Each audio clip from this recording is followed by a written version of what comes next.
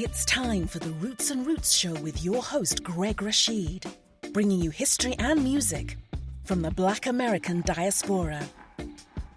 Greg and his guests' goal is to root the show's information in your psyche, providing you the roots to expand knowledge within your community. Now here's your host, Greg Rashid. Well, I want to say Swadikap to everyone out there. It means hello in Thai. And yes, for some of you who are new to the program, I'm in Thailand, Bangkok, Thailand, enjoying myself. Been here a number of years. Happy that you could come by for just an hour of just, I hope, more than entertainment we do here, just information, history, a little bit of everything. And I just want to thank everyone out there who sends me compliments and all via email, Facebook, or anywhere. And those of you who listen, not only in America, but throughout the world. I mean, I got folks that listen everywhere, almost in every section of the world. We're working on Antarctica, but anyway, we got folks all over the world. But a lot of folks listen every Sunday afternoon at 3 p.m. Mountain Time on KUHSdenver.com, created by the one and only, that Summer Breeze himself, the amazing Henry Archuleta. I want to say hi all of my friends out in Colorado. I keep saying I'm going to get back there to visit at some point, and I will. I will get there. But just happy to be here now in Bangkok, just enjoying the lovely weather. And again, I always tell folks, if you're new to the program, you may hear someone selling fruit in the background. You might hear birds going past. You might hear sheep, a little bit of everything, because I love having the outdoor noises, and people like to hear that and hear what's going on in Bangkok. But today's show is something I'm a little, it's a lot of my shows are like kind of humorous and all, but this one I'm really kind of just upset. And I have to say I'm upset about what's going on in America, my country, and I'm still, even though I live in Thailand, I'm still an American citizen. And just seeing what happened in the last week, if you're listening on today is July the 2nd, I'm doing this. And a lot of you will hear this on July the 3rd if you're listening in Colorado.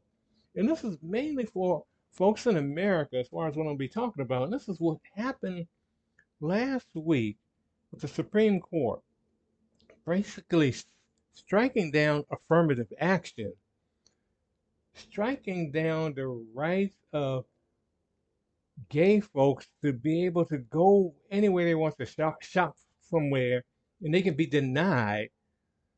Striking down also the whole thing as far as the student loan program, where they were going to just forgive the student loans. And what's going to happen with that now is that there are going to be a lot of, I've already seen this, that a lot of these lenders are coming back to the students that have all this money, and they got interest on it. It's going to be ridiculous. That's terrible. So I'm just very upset with what happened with the Supreme Court, as well as what's been going on with the whole issue of book burning in America. The lack of trying to, not even trying to teach Black history in particular, trying to get that off the books completely. And so I'm just very disgusted. And I decided I wanted to devote this program to something I always talk about each year. But I've never played the speech itself. And what I'm talking about is Frederick Douglass in July 5th, 1852, at a meeting of the Rochester Ladies Anti-Slavery Society. He did this speech called "What to the Slave is the 4th of July." And reading it, I read it every year, and I've been doing that since the 70s. And reading it, it's still, unfortunately, it's still relevant. And that's what's so sad. It's still relevant. Almost 200 years later, it's still relevant what's going on right now in the country at the end of affirmative action and so many other things I just mentioned. So I'm going to play this right now. And this is Ossie Davis reading the speech. And I just hope you enjoy that. Really appreciate what he's saying, and listening carefully.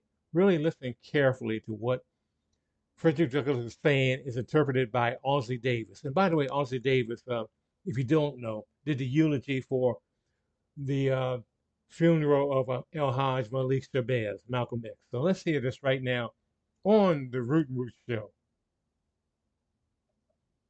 The meaning of July 4th for the Negro. The papers and placards say that I am to deliver a 4th of July oration. This certainly sounds large and out of the common way for me. It is true that I have often had the privilege to speak in this beautiful hall and to address many who now honor me with their presence. But neither their familiar faces nor the perfect gauge I think I have of Corinthian Hall seems to free me from embarrassment. The fact is, ladies and gentlemen, the distance between this platform and the slave plantation from which I escaped is considerable, and the difficulties to be overcome in getting from the latter to the former are by no means slight. That I am here today is, to me, a matter of astonishment as well as of gratitude. You will not, therefore, be surprised if in what I have to say I evince no elaborate preparation, nor grace my speech with any high-sounding exordium. With little experience and with less learning, I have been able to throw my thoughts hastily and imperfectly together, and trusting to your patient and generous indulgence, I will proceed to lay them before you. This, for the purpose of this celebration, is the 4th of July. It is the birthday of your national independence and of your political freedom. This, to you, is what the Passover was to the emancipated people of God. It carries your minds back to the day and to the act of your great deliverance, and to the signs and to the wonders associated with that act and that day. This celebration also marks the beginning of another year of your national life and reminds you that the Republic of America is now 76 years old. I am glad, fellow citizens, that your nation is so young. 76 years, though a good old age for a man, is but a mere speck in the life of a nation. 70 years and 10 is the allotted time for individual men, but nations number their years by thousands. According to this fact, you are, even now, only in the beginning of your national career, still lingering in the period of childhood. I repeat, I am glad this is so. There is hope in the thought, and hope is much needed under the dark clouds which lower above the horizon. The eye of the reformer is met with angry flashes, portending disastrous times. But his heart may well beat lighter at the thought that America is young, and that she is still in the impressible stage of her existence. May he not hope that high lessons of wisdom, of justice, and of truth will yet give direction to her destiny. Were the nation older, the patriot's heart might be sadder, and the reformer's brow heavier.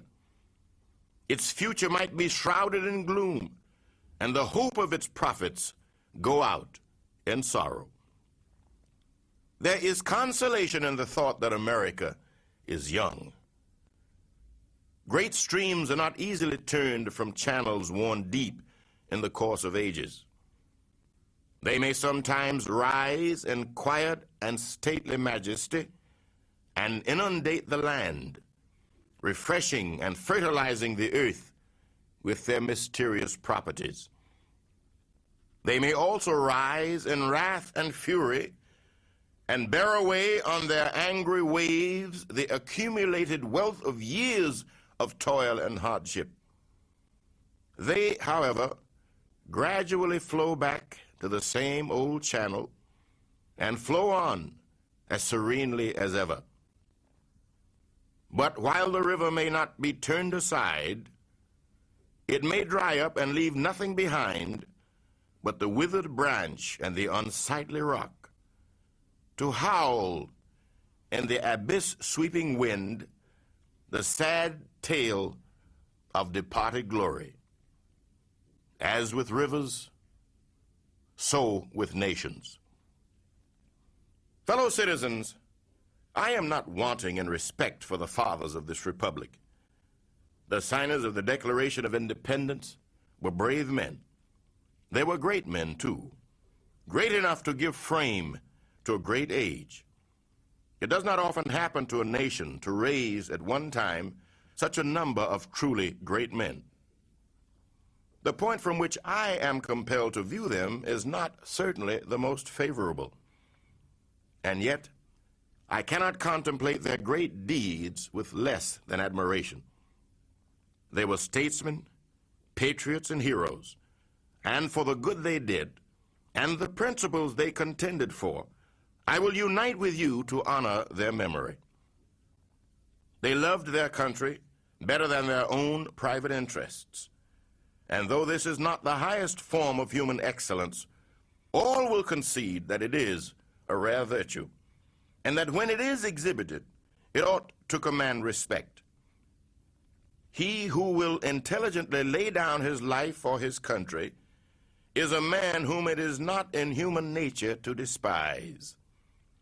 Your fathers staked their lives, their fortunes, and their sacred honor on the cause of their country.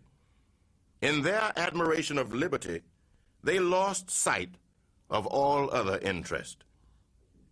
They were peace men, but they preferred revolution to peaceful submission to bondage. They were quiet men, but they did not shrink from agitating against oppression. They showed forbearance, but they knew its limits. They believed in order, but not in the order of tyranny.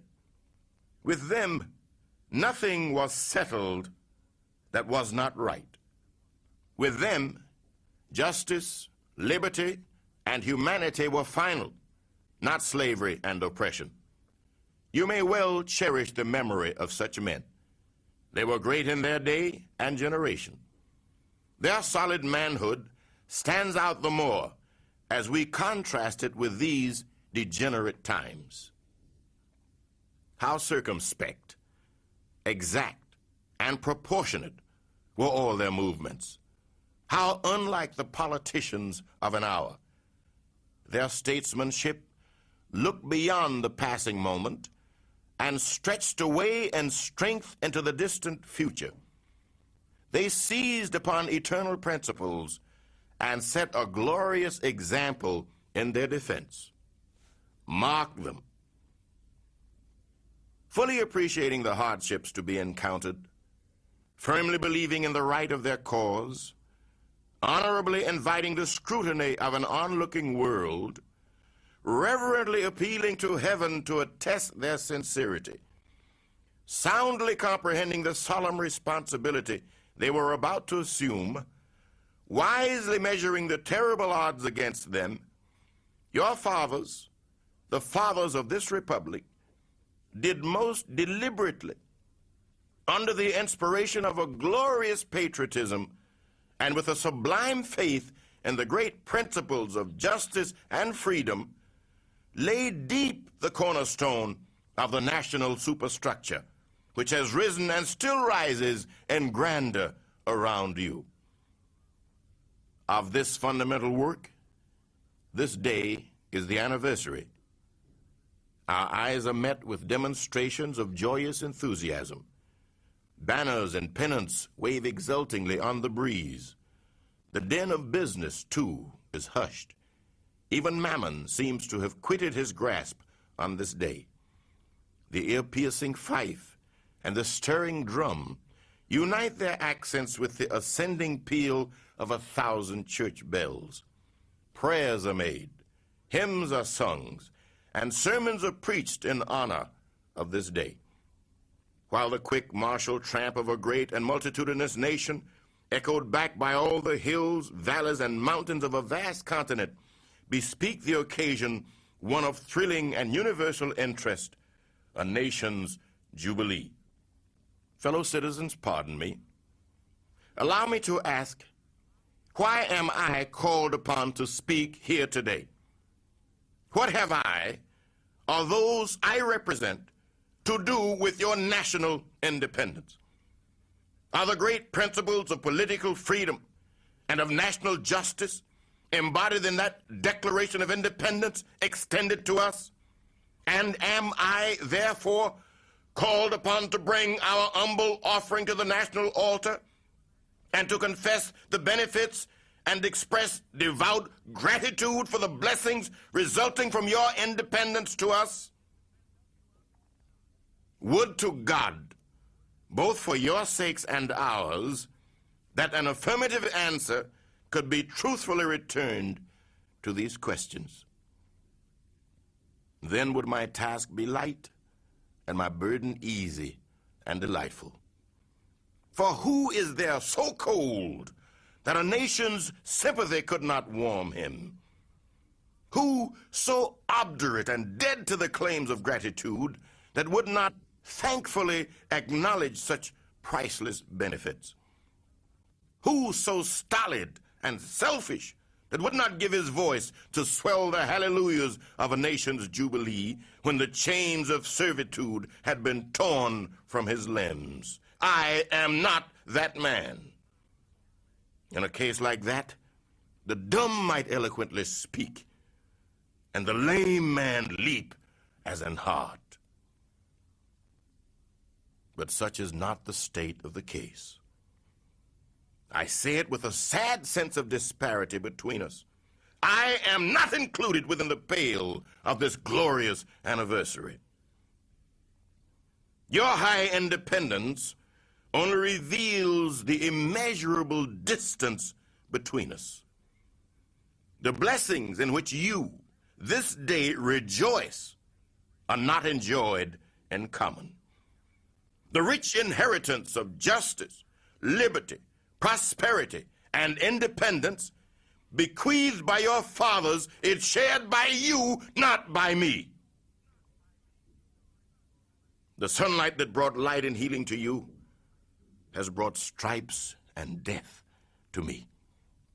This 4th of July is yours, not mine. You may rejoice. I must mourn.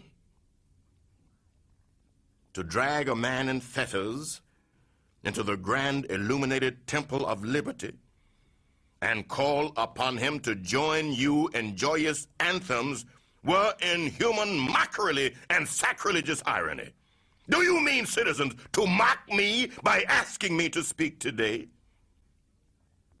If so, there is a parallel to your conduct.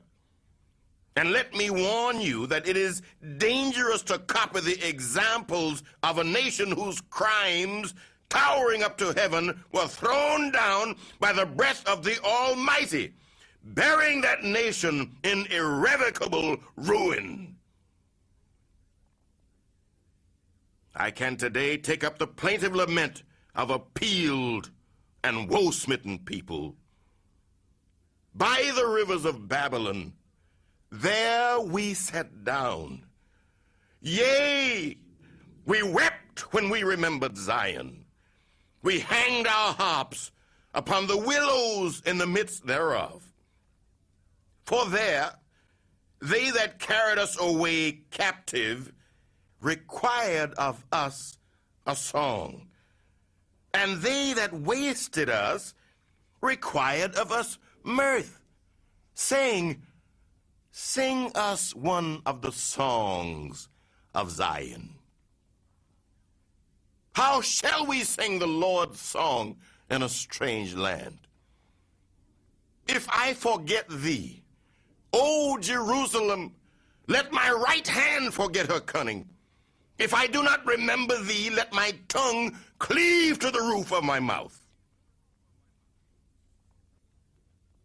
Fellow citizens, above your national tumultuous joy, I hear the mournful wail of millions whose chains, heavy and grievous yesterday, are today rendered more intolerable by the jubilee shouts that reach them. If I do forget, if I do not faithfully remember those bleeding children of sorrow this day, may my right hand forget her cunning, and may my tongue cleave to the roof of my mouth.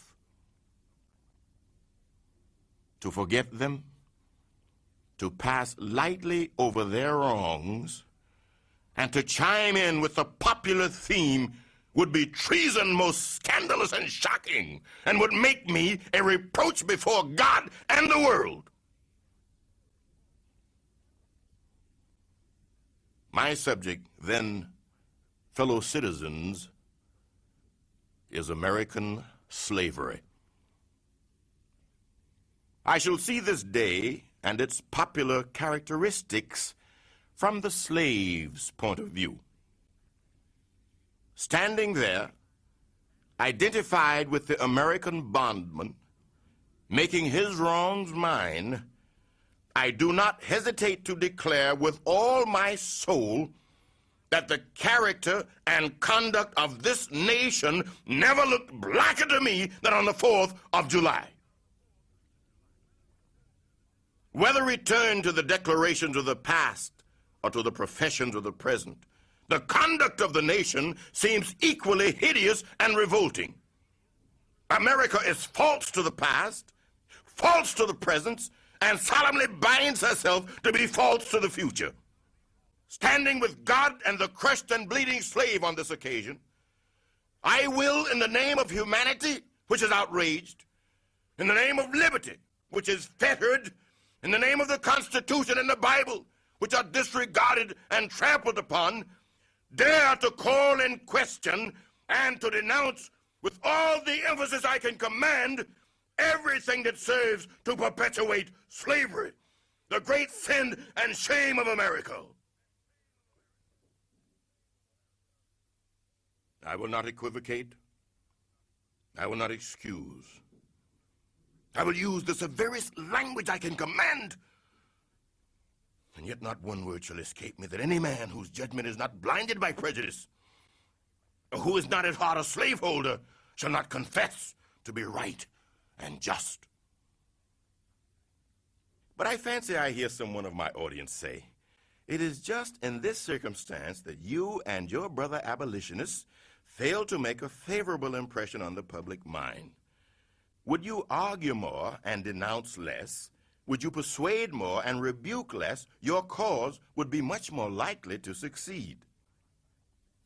But I submit, where all is plain, there is nothing to be argued. What point in the anti-slavery creed would you have me argue? On what branch of the subject do the people of this country need light? Must I undertake to prove that the slave is a man? That point is conceded already. Nobody doubts it. The slaveholders themselves acknowledge it in the enactment of laws of their government. They acknowledge it when they punish disobedience on the part of the slave. There are 72 crimes in the state of Virginia which, if committed by a black man, no matter how ignorant he be, subject him to the punishment of death, while only 2 of the same crimes will subject a white man to the like punishment. What is this but the acknowledgement that the slave is a moral, intellectual, and responsible being? The manhood of the slave is conceded. It is admitted in the fact that Southern statute books are covered with enactments forbidding, under severe fines and penalties, the teaching of the slave to read or to write. When you can point to any such laws in reference to the beasts of the field, then I may consent to argue the manhood of the slave. When the dogs in your street, when the fowls of the air, when the cattle on your hills, when the fish of the sea and the reptiles that crawl shall be unable to distinguish the slave from a brute, then will I argue with you that the slave is a man. For the present, it is enough to affirm the equal manhood of the Negro race.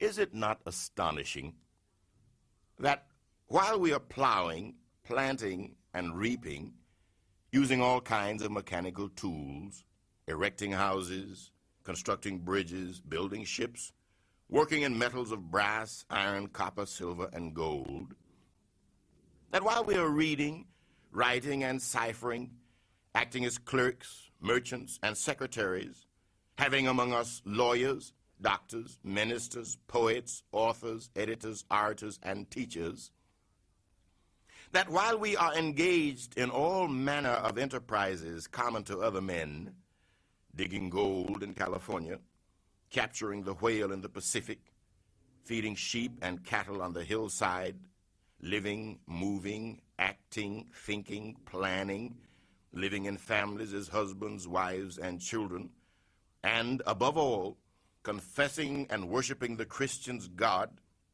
and looking hopefully for life and immortality beyond the grave, we are called upon to prove that we are men. Would you have me argue that man is entitled to liberty, that he is the rightful owner of his own body? You have already declared it. Must I argue the wrongfulness of slavery? Is that a question for Republicans? Is it to be settled by the rules of logic and argumentation as a matter beset with great difficulty, involving a doubtful application of the principle of justice, hard to be understood? How should I look today in the presence of Americans, dividing and subdividing a discourse to show that men have a natural right to freedom, speaking of it relatively and positively, negatively and affirmatively? To do so would be to make myself ridiculous and to offer an insult to your understanding. There is not a man beneath the canopy of heaven that does not know that slavery is wrong for him. What? Am I to argue that it is wrong to make men brutes, to rob them of their liberty, to work them without wages, to keep them ignorant of their relations to their fellow men, to beat them with sticks, to flay their flesh with the lash, to load their limbs with irons, to hunt them with dogs, to sell them at auction, to sunder their families, to knock out their teeth, to burn their flesh, to starve them into obedience and submission to their masters? Must I argue that a system thus marked with blood and stained with pollution is wrong? No, I will not. I have better employment for my time and strength than such arguments would imply. What then remains to be argued? Is it that slavery is not divine, that God did not establish it, that our doctors of divinity are mistaken? There is blasphemy in the thought. That which is inhuman cannot be divine. Who can reason on such a proposition? They that can may. I cannot. The time for such argument is past. At a time like this, scorching irony, not convincing argument, is needed.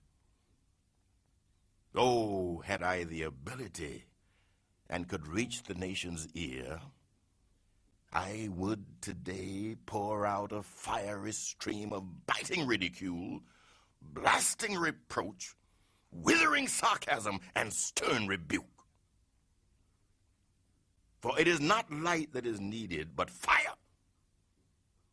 It is not the gentle shower, but thunder. We need the storm, the whirlwind, and the earthquake.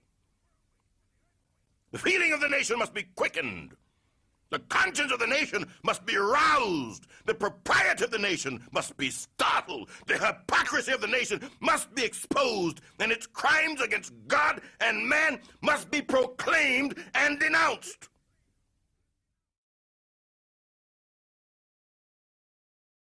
What to the American slave is your 4th of July? I answer, a day that reveals to him, more than all other days in the year, the gross injustice and cruelty to which he is the constant victim. To him, your celebration is a sham, your boasted liberty an unholy license, your national greatness swelling vanity. Your sounds of rejoicing are empty and heartless. Your denunciation of tyrants, brass-fronted impudence. Your shouts of liberty and equality, hollow mockery. Your prayers and hymns, your sermons and thanksgivings, with all your religious parade and solemnity, are to him mere bombast, fraud, deception, impiety, and hypocrisy. A thin veil to cover up crimes which would disgrace a nation of savages. There is not a nation on the earth guilty of practices more shocking and bloody than are the people of the United States at this very hour.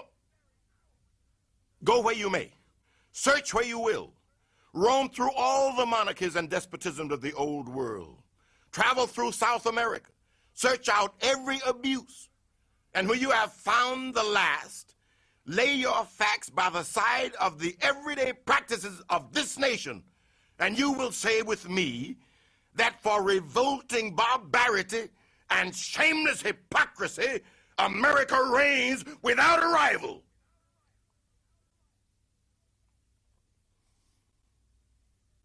Take the American slave trade, which, we are told by the papers, is especially prosperous just now. Ex-Senator Benton tells us that the price of men was never higher than now. He mentions the fact to show that slavery is in no danger. This trade is one of the peculiarities of American institutions. It is carried on in all the large towns and cities in one half of this confederacy, and millions are pocketed every year by dealers in this horrid traffic. In several states, this trade is a chief source of wealth. It is called, in contradistinction to the foreign slave trade, the internal slave trade. It is probably called so, too, in order to avert from it the horror with which the foreign slave trade is contemplated. That trade has long since been denounced by this government as piracy.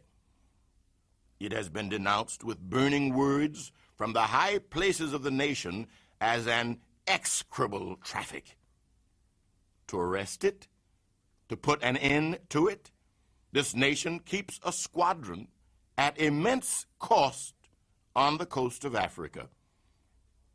Everywhere in this country, it is safe to speak of this foreign slave trade as a most inhuman traffic, opposed alike to the laws of God and of man. The duty to extirpate and destroy it is admitted even by our doctors of divinity. In order to put an end to it, some of these last have consented that their colored brethren, nominally free, should leave this country and establish themselves on the western coast of Africa. It is, however, a notable fact that while so much execration is poured out by Americans upon all those engaged in the foreign slave trade, the men engaged in the slave trade between the states pass without condemnation, and their business is deemed honorable. Behold the practical operation of this internal slave trade. The American slave trade, sustained by American politics and American religion. Here you will see men and women reared like swine for the market. You know what is a swine drover? I will show you a man drover. They inhabit all our southern states. They perambulate the country and crowd the highways of the nation with droves of human stock. You will see one of these human flesh jobbers, armed with pistol, whip, and bowie knife, driving a company of 100 men, women, and children from the Potomac to the slave market at New Orleans. These wretched people are to be sold singly or in lots to suit the purchasers. They are food for the cotton field and the deadly sugar mill. Mark the sad procession as it moves wearily along, and the inhuman wretch who drives them. Hear his savage yells and his blood-curdling oaths as he hurries on his affrighted captives. There, see the old man with locks thinned and gray. Cast one glance, if you please, upon that young mother whose shoulders are bare to the scorching sun, her briny tears falling on the brow of the babe in her arms. See, too, that girl of 13, weeping, yes, weeping, as she thinks of the mother from whom she has been torn. The drove moves tardily. Heat and sorrow have nearly consumed their strength. Suddenly you hear a quick snap, like the discharge of a rifle. The fetters clank and the chain rattles simultaneously. Your ears are saluted with a scream that seems to have torn its way to the center of your soul. The crack you heard was from the sound of the slave whip. The scream you heard was from the woman you saw with the babe. Her speed had faltered under the weight of her child and her chains. That gash on her shoulder tells her to move on. Follow this drove to New Orleans. Attend the auction. See the men examined like horses. See the form of the women, rudely and brutally exposed to the shocking gaze of American slave buyers. See this drove sold and separated forever. And never forget the deep, sad sobs that arose from that scattered multitude. Tell me, citizens, where under the sun you can witness a spectacle more fiendish and shocking. Yet this is but a glance at the American slave trade as it exists at this moment in the ruling part of the United States. I was born amid such sights and scenes. To me, the American slave trade is a terrible reality. When a child, my soul was often pierced with a sense of its horrors. I lived on Philpott Street, Fells Point, Baltimore, and have watched from the wharves the slave ships in the basin, anchored from the shore with their cargoes of human flesh, waiting for favorable winds to waft them down the Chesapeake. There was at that time a grand slave mart kept at the head of Pratt Street by Austin Woolfolk. His agents were sent into every town and county in Maryland, announcing their arrival through the papers and on flaming handbills headed, "Cash for Negroes." These men were generally well-dressed men and very captivating in their manners, ever ready to drink, to treat, and to gamble. The fate of many a slave has depended upon the turn of a single card, and many a child has been snatched from the arms of its mother by bargains arranged in a state of brutal drunkenness. The fleshmongers gather up their victims by the dozens and drive them, chained, to the general depot at Baltimore. When a sufficient number has been collected here, a ship is chartered for the purpose of conveying the forlorn crew to Mobile or to New Orleans. From the slave prison to the ship, they are usually driven in the darkness of night, for since the anti-slavery agitation, a certain caution is observed. In the deep, still darkness of midnight, I have been often aroused by the dead, heavy footsteps and the piteous cries of the chained gangs that passed our door. The anguish of my boyish heart was intense, and I was often consoled when speaking to my mistress in the morning to hear her say that the custom was very wicked, that she hated to hear the rattle of the chains and the heart-rending cries. I was glad to find one who sympathized with me in my horror. Fellow citizens, this murderous traffic is today in active operation in this boasted republic.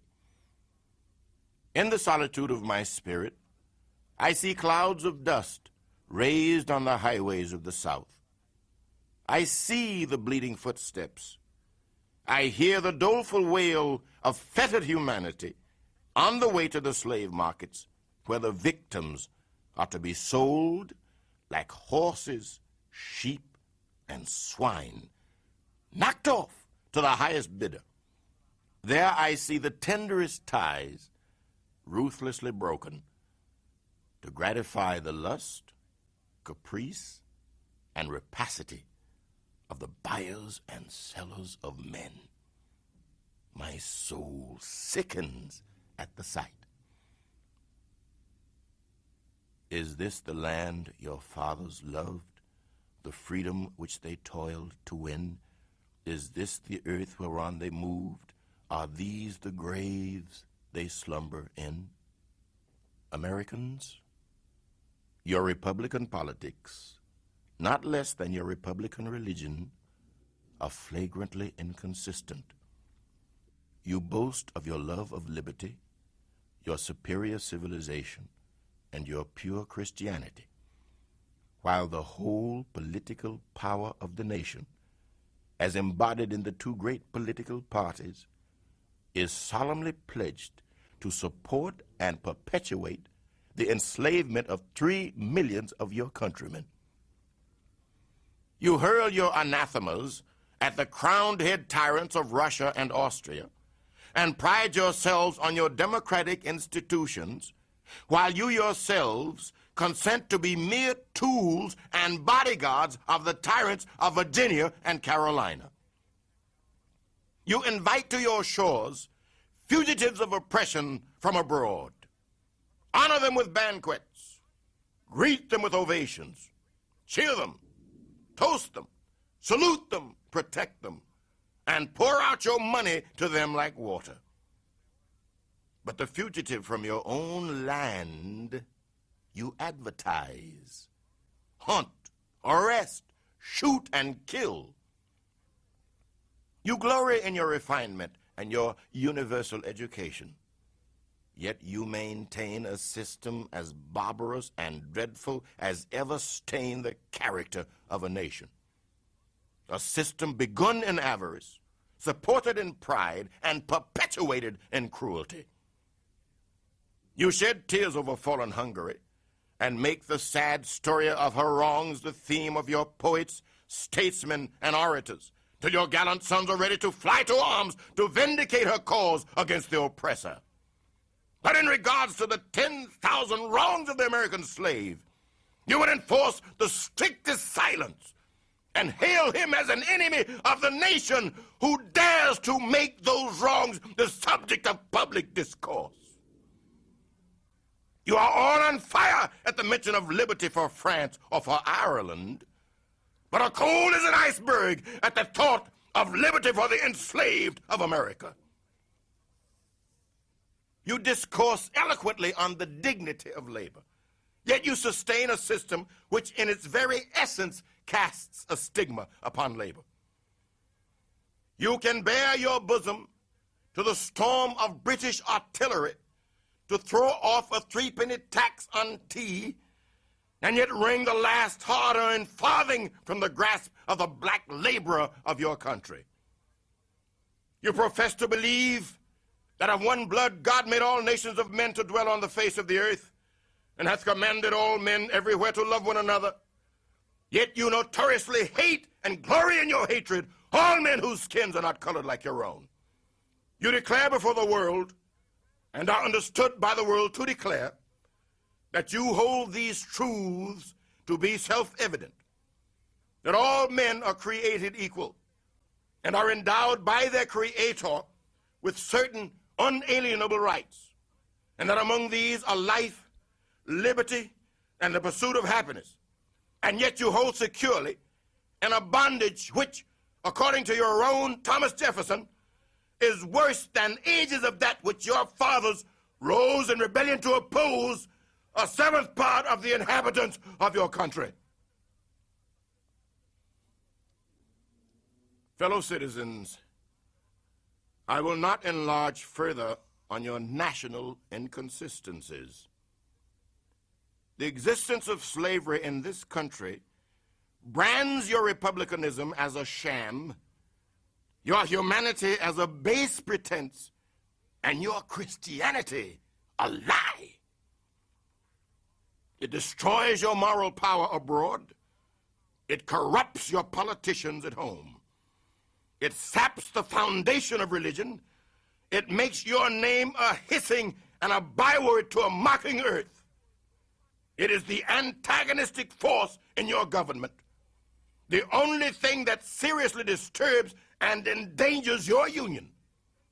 It fetters your progress. It is the enemy of improvement, the deadly foe of education.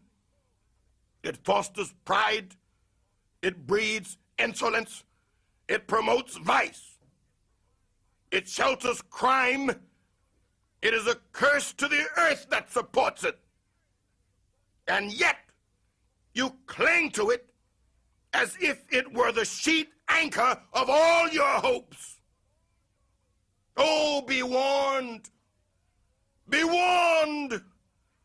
A horrible reptile is coiled up in your nation's bosom. The venomous creature is nursing at the tender breast of your youthful republic. For the love of God, tear away and fling from you the hideous monster, and let the weight of 20 millions crush and destroy it forever. Man, that is so powerful. You know, I've read it over the years, but playing it on the show is just amazing. This is powerful. And that's Ossie Davis, his interpretation of the speech done by Frederick Douglass on July 5th, 1852. What is the meaning of the 4th of July to the Negro? And it's still powerful today. I can't imagine. I haven't actually been a fan of the 4th of July since the 70s. I'm not even into it. But this year in particular, those of you, I'm speaking to those of you in America, what's going on? As I mentioned earlier, at the end of affirmative action, there's so many things going on. I can't see you sitting around having these little cookouts and all and celebrating a day that, you know, that's not really about us. It's really amazing. I'm baffled by folks that do that, like, you know, and not in the streets, or at least educating the community about what's going on, trying to do something to reverse what's going on in the society right now. So hopefully, you know, the words of Frederick Douglass, as said by Ossie Davis, will inspire you in some way to at least think and decide, you know, I got to start working to like improve things. You know, if it means getting into politics or just get into community organizations or something, but start working on stuff and not just waiting for, oh, it's a holiday, I guess I'll have a cookout today. Now, please, give me a break. But anyway, I'm going to play right now, make you think a little too. This is Brother Ah from the 70s. This is a transitional march creation song. So let's hear that on the Root and Root Show.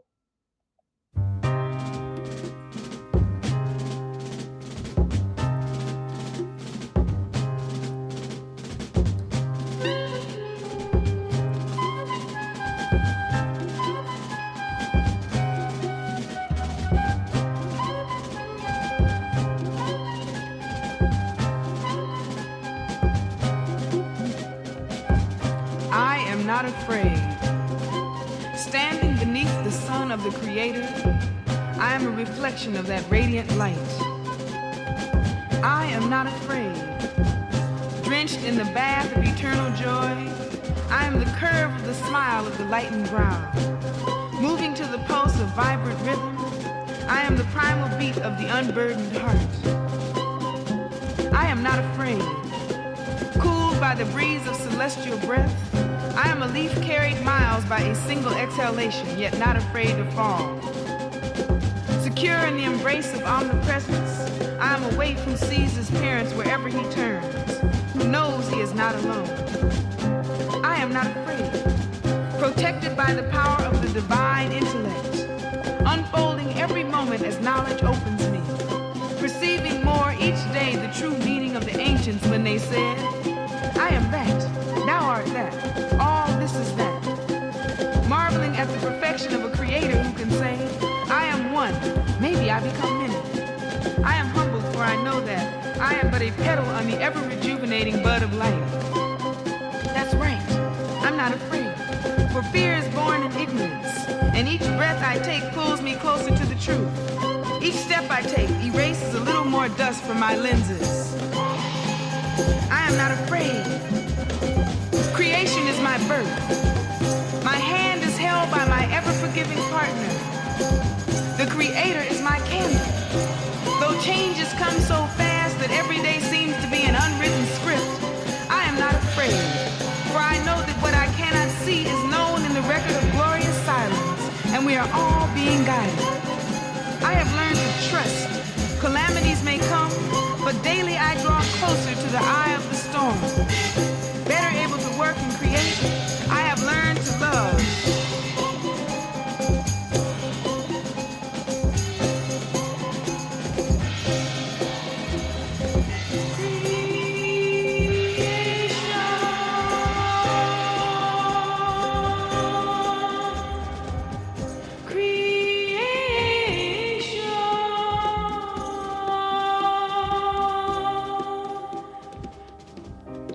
Strengthened in the wave of creation. I am tireless in the sound of creation. I am innocent in the light of creation. I am not afraid. I am not afraid. I am not afraid.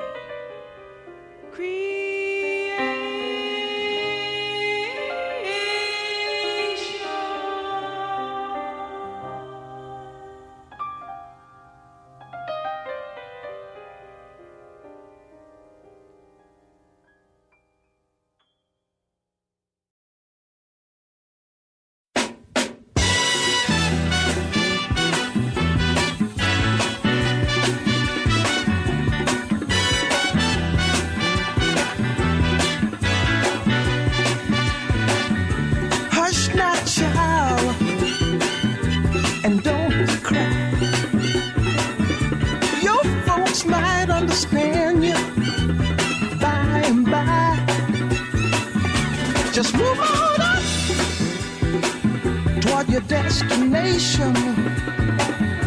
Though you may find from time to time complication.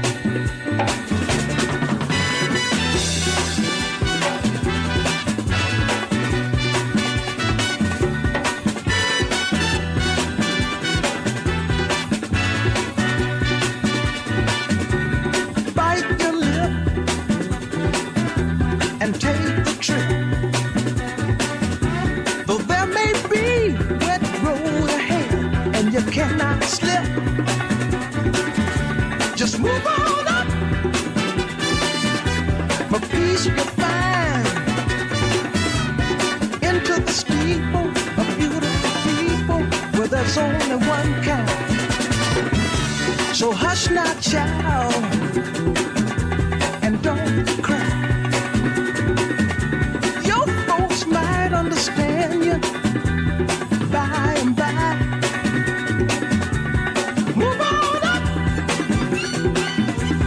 Keep on wishing.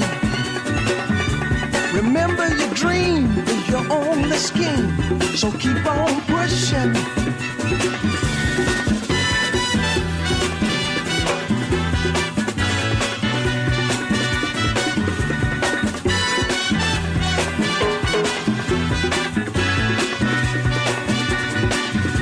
Take nothing less than the supreme best. Do not obey, rumors people say, but you can pass the test. Just move on up to a greater day. With just a little faith, if you put your mind do it.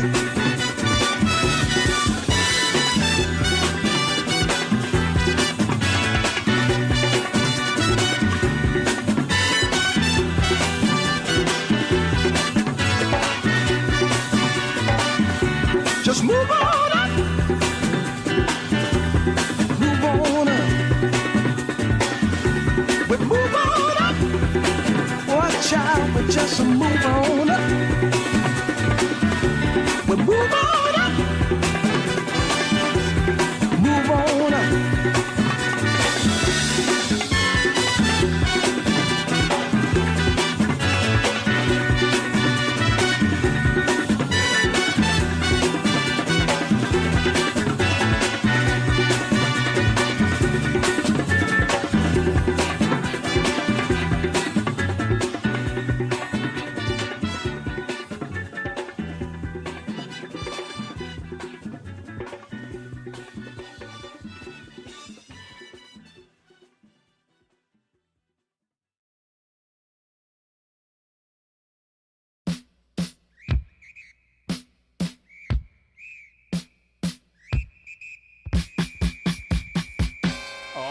Y'all, here we go.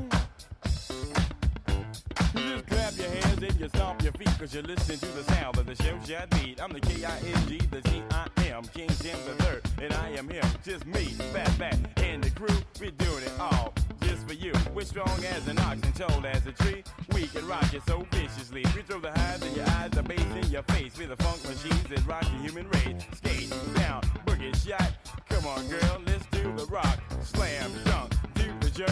Let me see your body work. To the beat, everybody. To the beat, everybody. 2, 4, 6, 8. Fat back, don't you hesitate.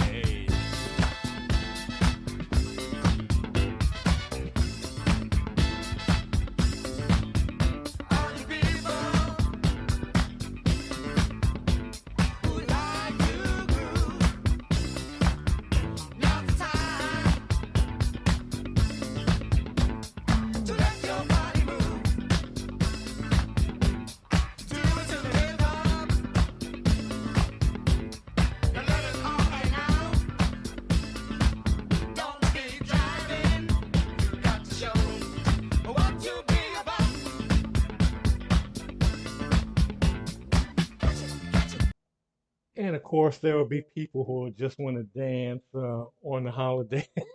I just wanted to play that anyway because I played it a couple of weeks ago. For folks that missed it, I didn't play the whole song, but that was a Fatback Band.